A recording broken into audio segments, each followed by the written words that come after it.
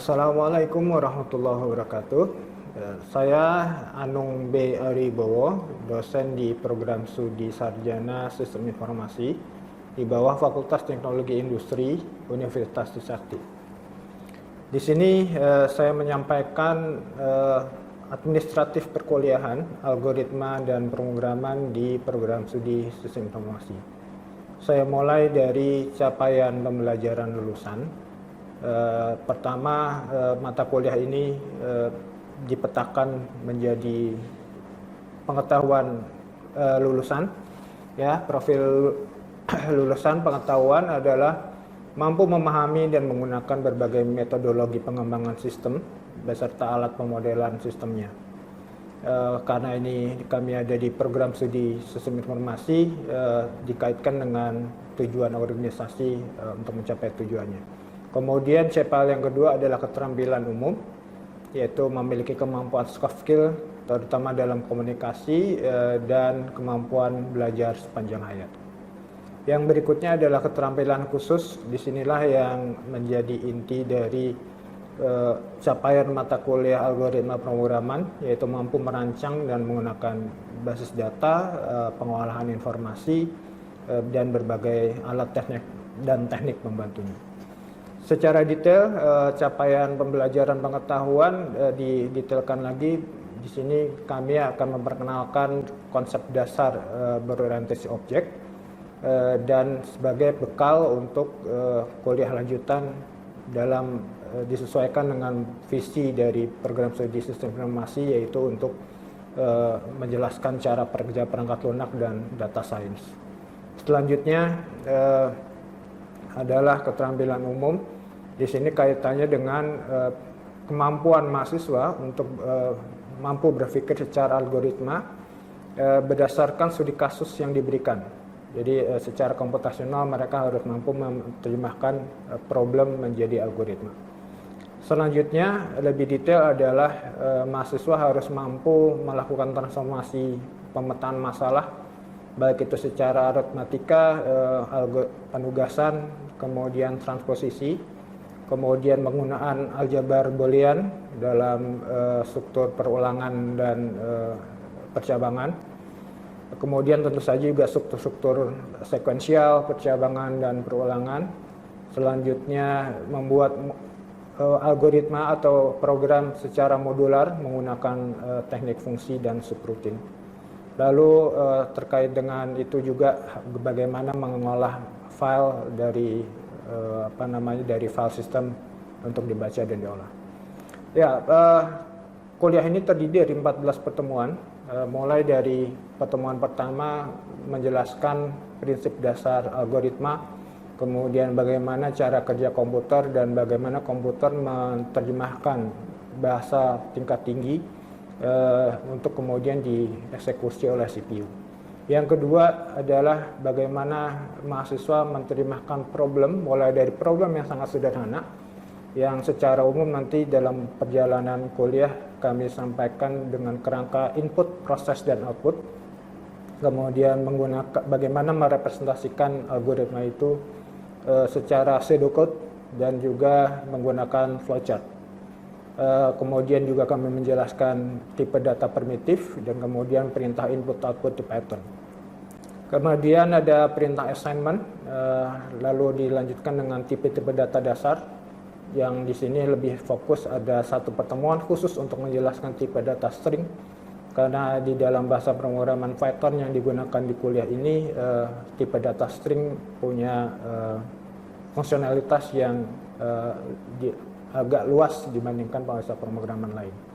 Kemudian di pertemuan kelima kita akan membahas struktur percabangan, yaitu if, kemudian if else, if elif, dan if elif else. Kemudian di pertemuan ke-6 kita akan membahas tentang struktur perulangan, yaitu untuk perulangan while dan for. Kemudian di pertemuan ke-7 lebih detail lagi, kita membahas struktur perulangan for yang spesifik di Python, yaitu untuk pengolahan menggunakan tipe data string dan list, dan juga disampaikan flowchartnya. Nah, setelah pertemuan ke-7 kita akan mengadakan ujian tengah semester Setelah itu dilanjutkan dengan paruh semester kedua, yaitu di pertemuan ke-8 kita mulai membahas tentang fungsi, kemudian fungsi metode iteratif, dan di situ juga nanti kita akan membahas dasar-dasar prinsip rekursif. Kemudian setelah fungsi iteratif dan rekursif, kita akan membahas lebih detail tentang list, bagaimana mengindeks list, kemudian indexing, kemudian slicing, dan juga list bersarang.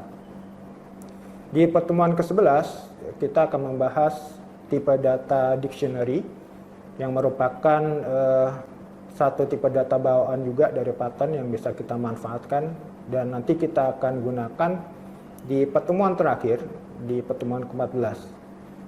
Sebelum itu kita akan membahas juga bagaimana mengolah data secara input-output menggunakan file, mulai membuka file, mengolah data, membaca, menulis, dan kemudian menutup file. Dan di pertemuan ke-13 dan ke-14 ini adalah pengantar untuk mata kuliah di semester berikutnya, yaitu kita menyampaikan dasar-dasar definisi kelas sebagai tipe data yang didefinisikan oleh programmer, dan kemudian di pertemuan terakhir itu dictionary of list untuk pengantar tipe data science. Baik, setelah itu kita akan membahas mengenai komponen penilaian. Di kuliah ini kita akan menggunakan 5 komponen penilaian, terdiri dari ujian tengah semester sebesar 25%, kemudian ujian akhir semester juga 25%, total ujian adalah mengambil alokasi 50%, dan di sisanya dibagi menjadi tugas 20%, kemudian ada praktikum 20%, dan kuis untuk menguatkan pemahaman mahasiswa sepanjang pembelajaran sebanyak 10%. Dan referensi yang kami gunakan di sini adalah ada 3 yang utama, mulai dari tulisannya Kenneth Lambert, Fundamentals of Python, terbitan tahun 2019, kemudian Yves Kalb, Learning to Program with Python, terbitan Apress Publishing tahun 2016, lalu John V. Gutak, itu Introduction to Computation and Programming Using Python, terbitan tahun 2021. Demikian yang bisa kami sampaikan untuk pengantar mata kuliah algoritma dan pemrograman. Selanjutnya kita akan menyimak suasana pembelajaran di kelas. Secara spesifik kita akan mengambil topik tentang struktur percabangan. Oke, selamat siang. Assalamualaikum warahmatullahi wabarakatuh. Teman-teman mahasiswa, kita ketemu lagi, alhamdulillah ketemu di mata kuliah algoritma dan pemrograman ya. Hari ini kita masuk ke pekan kelima, materinya adalah tentang struktur kendali ya. Jadi mungkin kita sebelum kita masuk materi, saya mengingatkan sedikit bahwa di algoritma pemrograman ini tujuannya adalah supaya teman-teman bisa membuat algoritma ya. Nah, salah satu fondasi algoritma yang harus teman-teman kuasai dalam membuat program itu adalah ada 3 nih ya. Kemarin dari pertemuan 1 sampai 4 kita udah bahas ini sebetulnya, termasuk deklarasi variabel, tipe data ya. Nah, hari ini kita masuk ke struktur yang namanya percabangan. Nah, pekan depan insya Allah kita akan masuk materi tentang struktur perulangan. Nah, fondasi ini yang nanti akan kita gunakan seterusnya untuk materi-materi yang lebih advance ya, termasuk fungsi, kemudian mendefinisikan kelas dan seterusnya. Nah, untuk kuliah hari ini ya ini diharapkan teman-teman bisa membuat program komputer dengan menggunakan struktur sekuensial, percabangan atau perulangan yang tepat. Jadi kuncinya yang di sini yang tepat, ya tergantung dari masalah yang diberikan. Kalau soalnya misalnya, tolong buatkan program untuk menghitung rata-rata, kemudian hasilnya kalian menjawab konversi dari Celsius ke Fahrenheit, kan jadi salah, ya. Jadi itu bukan algoritma yang tepat. Nah, yang diminta adalah perulangan atau algoritma yang tepat. Oke. Nah. Ini tadi sebetulnya lebih detailnya. Saya sering menggunakan pemisalan ini, ya. Jadi seperti kalau kalian pernah tahu Lego kan ya. kalau kalian main Lego itu kan potongan-potongannya sebetulnya mirip. Ada kotak yang 4, ada yang 2, ada yang pipi, jumlahnya banyak. Nah, itu seperti halnya 3 struktur ini sebetulnya, ya. Jadi kepingan sekuensial itu bisa kita tempatkan, terserah mau kita tempatkan ada berapa. Branching juga di dalam program besar kita itu bisa kita terapkan seberapa banyak tergantung kebutuhan. Demikian juga dengan looping, ya. Tinggal nanti kreasi kita dalam memecahkan masalah itu seperti apa. Nah, nanti mungkin sedikit memberi gambaran juga di kuliah berikutnya, ada kuliah struktur data dan algoritma. Kalian akan belajar mana algoritma yang efisien, mana yang tidak. Nah, itu nanti dilihat dari berapa jumlah programnya, jumlah algoritmanya di dalam programnya. Ya, oke. Sekarang kita overview. Ini sebetulnya termasuk materi yang struktur sekuensial tadi ya. Kalau di tipe Python itu minimal teman-teman harus tahu ada 4, yaitu integer. Itu integer untuk merepresentasikan data apa? Bilangan bulat ya. Contoh bilangan bulat itu misalnya apa? Tanggal, kemudian tahun, lalu umur, ya. Enggak ada kan, umurmu berapa? 17,7 tahun, Pak? Enggak kan? Ya. Jawabnya 17 atau 18. Oke, itu integer. Kemudian yang kedua adalah float, yang ada titik desimalnya. Ya, integer, float. Contoh float apa? Berat badan, tinggi badan, suhu, ya. Lalu udah 2 ya, integer, float. Yang ketiga string. Nah, bedanya kalau antara integer dengan float, bedanya apa? Ada titik desimal kan? Kalau string, pembedanya apa? Ada kutip ya, kutip pembuka dan penutup. Jadi kalau ada kutip di depan dan belakangnya, maka kita bisa memastikan dalam bahasa Python, oh ini adalah tipe data string ya.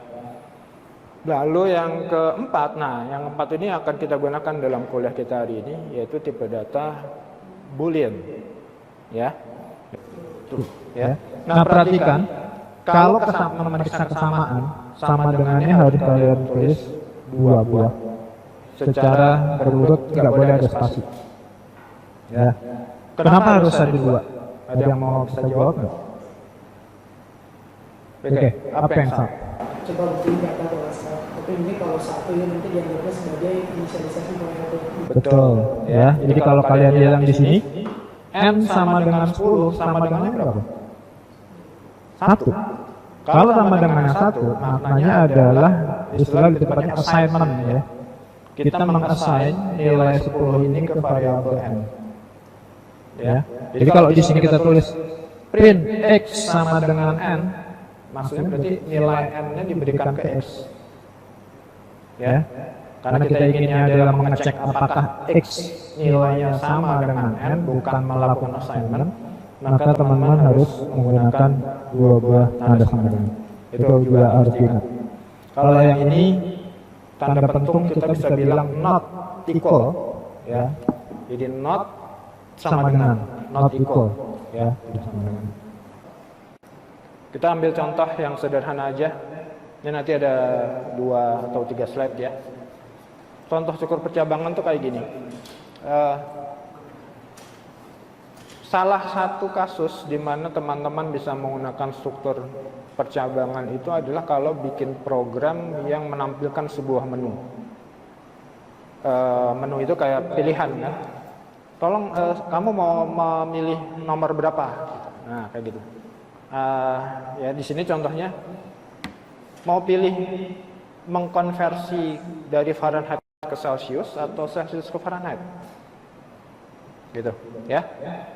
Kalau jadi pilihan F dan C ini akan kita tanya di sini. Tolong masukkan pilihannya, ya. Nah kemudian masuk ke variabel pilihan ini. Tipenya apa nih? Pilihan? Kenapa string? Karena input aja kan biasa ya, input by default dia string. Jadi pilihan ini variabel tipe data string. Lalu kalau suhu, tipe datanya apa? Kelihatan dari sini ya, ada keyword in, berarti dia di stringnya diintegerkan. Nah ini strukturnya. Struktur percabangan di Python itu seperti ini. Ya, perhatikan tadi keywordnya if, lalu ada ekspresi titik 2. Setelah titik 2, baris berikutnya harus ada indent tadi. Nah ini yang disebut dengan blok program tadi konsepnya. Ini satu blok. Ya, ini udah blok yang berbeda karena indentnya tidak sama. Ya, yang ini blok program yang beda lagi dari yang di sini, gitu ya. Oke. Nah, perhatikan yang ekspresi ini. Ini balik lagi ke yang materi sebelumnya beberapa menit yang lalu. Ini adalah ekspresi yang mengembalikan nilai true atau false kan? Apakah ini nilainya true atau false? Saya tanya. Pilihan sama dengan false, sama dengan F? Tergantung dari, nah ini tadi kan, tergantung dari variabel pilihan itu isinya apa. Kita masukin input, gitu kan? Jadi kan tadi dikasih petunjuk nih, supaya pengguna program kita tidak bingung ya. Kasih tahu, kalau mau mengkonversi dari Fahrenheit ke Celsius, tolong ketik F. Kalau sebaliknya, tolong ketik C. Nah, misalkan kita usernya mengetik F, maka F-nya akan disimpan di variabel pilihan. Ya, jadi pilihan isinya F. Apakah F sama dengan F? True. Nah, kalau true, maka struktur percabangan itu akan mengerjakan blok yang pertama. Ya. Jadi ini yang dikerjakan, dia menggunakan rumus yang ini, mudah-mudahan benar ya, rumus dari Fahrenheit ke Celsius. Ya. Nah, sekarang kita balik lagi. Misalkan usernya mengetik huruf C. Ya. Berarti pilihan isinya C. Ketika masuk ke sini, apakah C sama dengan F? Ekspresinya apa? False. Ya, kalau false, maka dia akan lompat ke yang kelompok else, blok else. Ya, jadi kalau ini kapan ini dikerjakan? Jika ekspresi ini nilainya true. Kapan else-nya dikerjakan? Jika ekspresi di if itu nilainya false. Ya, itu. Bisa dipahami? Ada pertanyaan kah? Tadi gini. Misal, usernya memasukkan pas di sini, masukkan pilihan, saya pilih X. Saya ketik X, berarti X-nya tersimpan oleh variabel pilihan. Betul? Apa yang terjadi di logic ini? Apakah X sama dengan F? True atau false? False. Kalau false, berarti apa yang terjadi? Dia akan masuk ke blok else. Logis nggak? X itu satuan suhu apa? Padahal kan yang logis adalah Fahrenheit, F atau C kan, Celsius. X itu apa? Nggak masuk akal. Nah, bagaimana memperbaiki? Nah itu tadi pertanyaannya jadi kayak gini. Dan menjawab juga pertanyaan, if-nya boleh dimasukin di dalam sini nggak boleh. Kebetulan di sini cuma masuknya di if, di else. Kalau if-nya di sini boleh nggak? Ada if lagi buat itu. Nah jadi untuk menjawab tadi contoh kasus, kalau X pilihan isinya X jadinya gimana? Kalau programnya seperti ini false kan? Pertama dia akan masuk ke blok else dulu. Nah di else ini dicek lagi. Pilihannya sama dengan C tidak? Kalau tidak berarti ini dikerjakan? Ya enggak. Ya, gitu. Ini udah sedikit menjawab, tapi akan lebih baik lagi kalau di sini dikasih else, karena kan X itu sebetulnya nggak boleh ini pemrograman yang baik ya, pemrograman yang baik lebih baik seperti ini, ya. Jadi kalau misalnya X tadi, apakah X sama dengan F? False, berarti ini tidak dikerjakan. Lompatnya ke mana? Else. Nah perhatikan tadi ada istilah blok program. Ini satu blok. Kenapa? Indennya sama. Jadi satu blok ini akan kita kerjakan ketika ekspresi ini nilainya false. Nah, apa yang harus kita lakukan di sini? Ya, kita cek ini dulu. Apakah pilihan sama dengan C? Tadi X misalnya kan? Tidak. Berarti dia akan kerjakan yang mana? Blok yang ini. Ya, dia akan kasih, oh itu pilihan tidak valid. Yang diharapkan adalah kamu masukkan F atau C. Gitu ya. Gitu, misalnya di sini ternyata kita ada if lagi. Apa yang terjadi? Boleh kan? Ini ada kasus yang ketiga, ya. Misalnya apa? Fahrenheit, Celsius, Reaumur, Kelvin, bisa juga kan? Ya. Maka akan seperti ini tampilannya programnya. Makin ke kanan, makin ke kanan. Kenapa? Karena ingat tadi blok program konsepnya. Ada titik 2. Maka baris berikutnya akan indent lebih dalam ke kanan. Begitu di sini ada titik 2, indent lagi makin ke kanan. Ya kan? Kalau F-nya makin banyak, makin ke kanan dong. Jadi kurang estetik ya. Bagaimana cara mengatasinya? Nah, untungnya Python sudah memikirkan itu pakai keyword elif. Ya, jadi elif itu adalah gabungan dari else, if. Jadi seolah-olah ini dinaikkan satu baris ke atas. Nah, ini sebagai efeknya nanti indentnya bisa lebih ke kanan satu indent, gitu ya. Secara intuitifnya seperti itu. Oke, nah ini misalnya mungkin ini terakhir ya. Kita coba lihat untuk studi kasus. Misalnya kalian diminta untuk membuat program yang menentukan umur sebuah bulan. Ya, jadi dia minta masukkan angka bulan. Bulan itu dari Januari sampai Desember kan? 1 sampai 12. Kalau dimasukin angka 14, ada nggak bulan ke-14? Nah, seperti tadi kan konsepnya ya. Jadi ada if angka bulan di antara 1 sampai 12, kira-kira logiknya gitu. Ya. Kalian bisa pakai in, atau kalau mau latihan lebih melatih logika kalian bisa if 1 valid, if 2 valid gitu, ya. Nah, kalau 2, nah ini contoh menarik nih. Kalau 2 itu bulan Februari. Kalau bulan Februari harus ada pekerjaan yang harus kalian lakukan lagi kan? Kenapa? Ada tahun kabisat, ada tahun biasa. Kalau misalnya di sini dia masukin 1 Januari, berapa umur harinya? Pasti 31. Jadi kalau dia masukin angka 1, ada 31 hari dalam bulan tersebut. Kalau bulan Juni 30. Kalau bulan Februari bisa 28 atau 29. Maka kalau logiknya nanti berarti if-nya begitu if sama angka bulan sama dengan 2. Nah, itu pertanyaan yang tadi. If ada di dalamnya ada if lagi. If 2, kalian harus cek lagi apa yang dicek. Ini nanya dulu tahunnya dong. Ya kan? Kalau bulan Januari di tahun berapapun akan 31. Nggak mungkin dia berubah. Tapi begitu dia Februari, maka kalian harus menanyakan angka tahunnya. Ya. Jadi angka tahun ini hanya diminta kepada user kapan?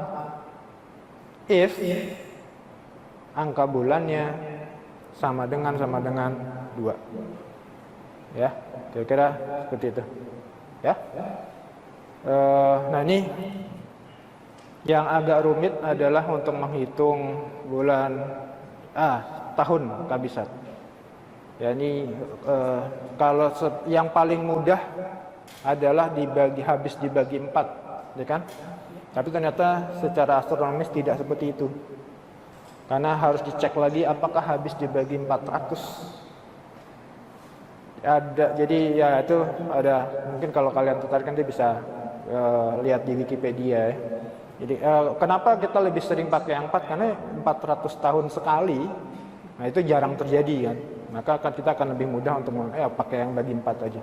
Tapi secara matematik di programnya kalian tetap harus cek sebetulnya jadi balik lagi, kalian akan bikin programnya nanti if 2, lalu if angka tahunnya bagi 4, if lagi bagi 400, ya makin kompleks ya.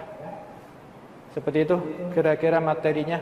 Nanti untuk ini cara yang paling mudah ya tadi ya, untuk ngecek apakah valid angka tahunnya.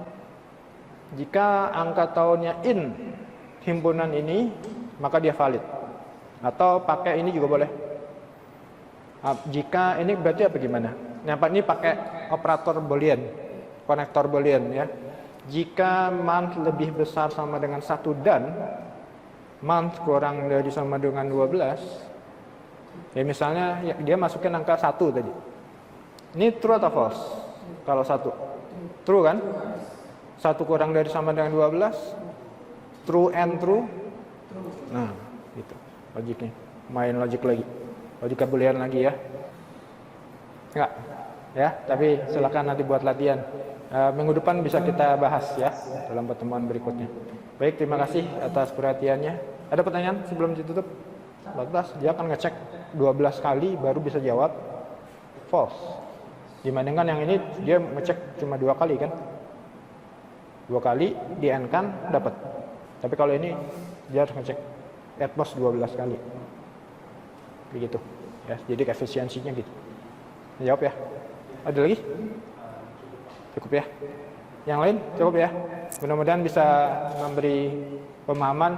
Tolong di review lagi ya. Termasuk tadi latihannya bisa kalian kerjakan. Minggu depan kita akan coba bahas. Baik, assalamualaikum warahmatullahi wabarakatuh. Selamat siang. Demikianlah video pernyataan diri dosen unjuk kerja Tridharma Perguruan Tinggi untuk bidang pengajaran. Terima kasih atas perhatian yang diberikan. Assalamualaikum warahmatullahi wabarakatuh.